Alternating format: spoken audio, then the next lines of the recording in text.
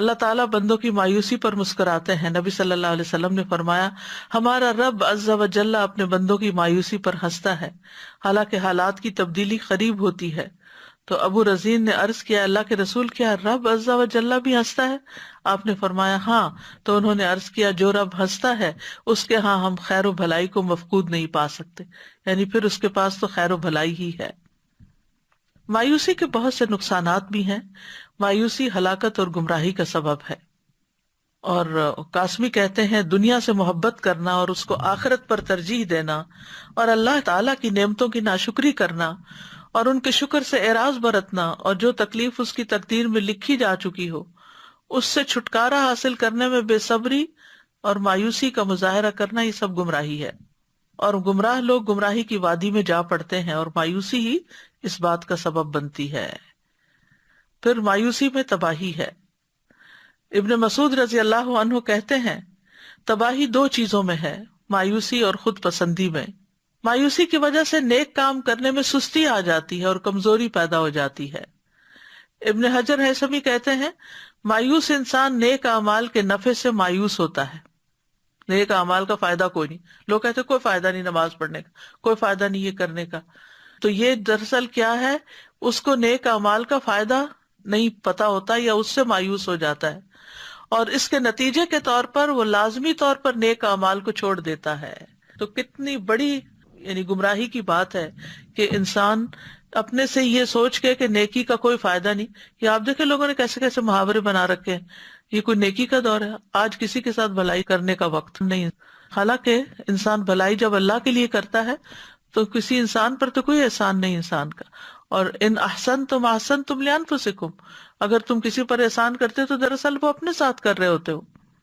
پھر اسی طرح یہ ہے کہ اگر انسان مثلاً دنیا کی نعمتوں کے لیے کوشش کر رہا ہوتا ہے اور محروم ہو جاتا ہے تو غم اور پریشانی اس پہ چھا جاتی ہے.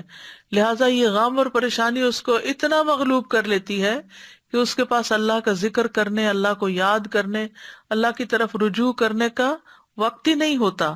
تو ایسا قابل رحم آدمی ہمیشہ کے لیے پھر ذکر سے بھی مایوس ہو جاتا ہے، یعنی چپ کر کے ہاتھ پہ ہاتھ رکھ کے صرف گھور رہا ہوتا ہے یا پریشانیوں کا شکار ہوتا ہے. نہ اس کے منہ سے کوئی خیر کی بات نکلتی ہے، نہ وہ عملی طور پر کوئی کام کرنے کے قابل ہوتا ہے. پھر یہ بھی ہوتا ہے کہ مایوسی کی وجہ سے انسان گناہوں اور نافرمانیوں میں لگے رہتا ہے.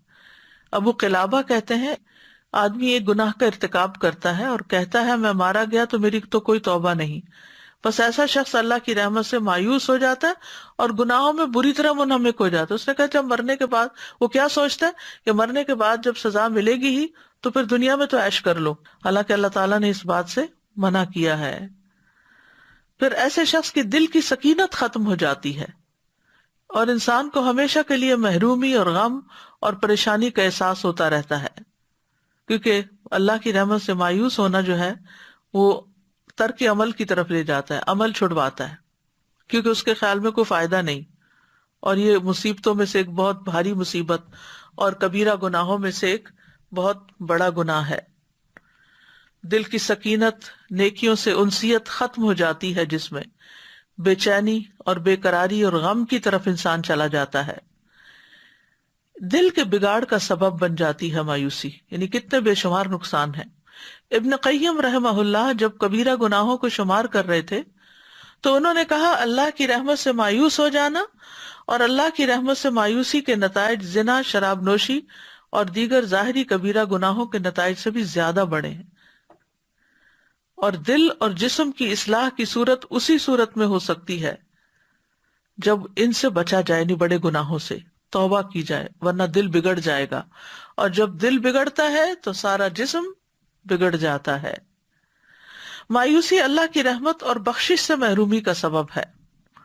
مبارک پوری کہتے ہیں کہ اگر کوئی انسان یہ عقیدہ بنا لے یا یہ گمان کر لے کہ اللہ انسان کے اعمال کو قبول نہیں کرے گا اور یہ اعمال اس کو فائدہ نہیں دیں گے تو یہ اللہ کی رحمت سے مایوسی ہے اور یہ کبیرہ گناہ ہے، اور اگر وہ اس پر مر گیا تو اس کو اس کے گمان کے حوالے کر دیا جائے گا.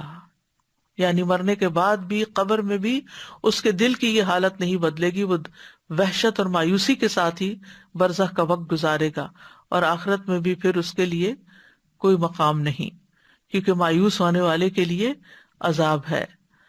فضالہ بن عبید کہتے ہیں کہ رسول اللہ صلی اللہ علیہ وسلم نے فرمایا 3 آدمیوں کے متعلق کچھ نہ پوچھو کہ انہیں کس قدر عذاب ہوگا۔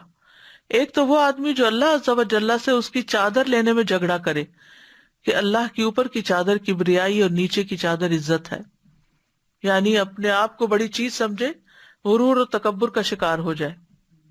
دوسرا وہ آدمی جو اللہ کے کاموں میں شک کرے کہ اللہ نے یہ کیوں کر دیا، وہ کیوں کر دیا، ایسا نہیں ہونا چاہیے تھا، ویسا نہیں ہونا چاہیے تھا۔ اور تیسرا اللہ کی رحمت سے مایوس ہونے والا۔ بہت سے گناہوں کی سزا تو آخرت میں ملے گی، لیکن مایوس انسان کو سزا دنیا میں بھی ملنے لگتی ہے۔ قلق، رنج، غم، پریشانی، فرسٹریشن، ڈپریشن کی وجہ سے، یعنی وہ چونکہ مایوس ہو جاتا ہے لہٰذا وہ تکلیف کا ایک سائیکل چل پڑتا ہے جس کو وہ کاٹ نہیں پاتا سوائے اس کے کہ وہ اللہ کی طرف پلٹے اور یہ یقین رکھے کہ توبہ کرنے سے اللہ تعالیٰ گناہ معاف کر دیتے ہیں۔